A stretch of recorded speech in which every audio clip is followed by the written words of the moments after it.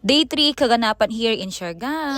Pumunta kami sa bahay namin sa Dapa. Kumain, nag-withdraw na malengke. Kaya tara guys, samahan nyo ako sa araw na to.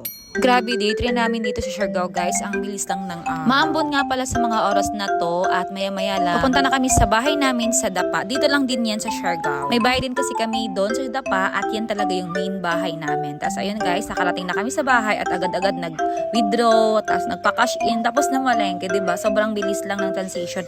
At nakauwi na kami dito sa Antipolo. Bandang 4 PM na ito at tignan nyo naman guys, napakaganda. Dito sa probinsya, talagang probinsya ang vibes. Yan yung naglaba, yan yung half sister ko, tapos yan yung lola ko at ayan yung mga pamangkin ko. Ito talaga ang tunay na relaxation ko kasi sobrang ganda dito guys. Napakatahimik, walang maingay, walang madaming tao. Sa sobrang tahimik dito, kahit huni ng ibon maririnig mo, kahit ingay ng mga hayop. Tapos makikita mo ang mga bata tuwang-tuwa. Simpleng laro lang, tuwang-tuwa na agad sila. Mababaw lang talaga ang kaligayahan ng mga taga-probinsya. Habang sila ay naglalaro dito, ako naman ay naglalaba. Syempre, kailangan natin maglaba kasi matagal tayo dito mag-stay.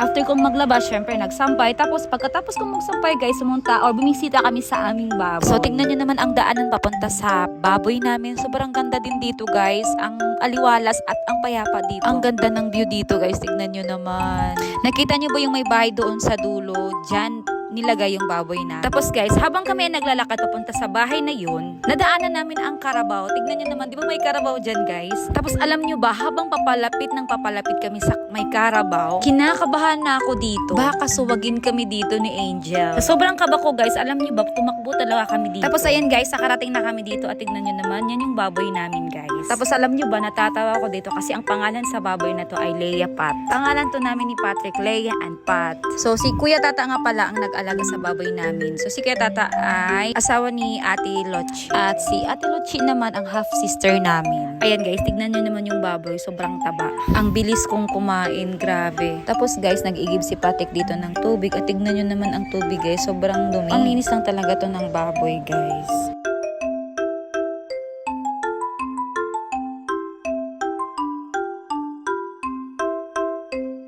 After magpakain at maglinis ng baboy guys, umuwi na kami. Tapos bumalik kami sa dinaanan namin kanina at tignan nyo naman guys, ang ganda talaga ng view dito, promise.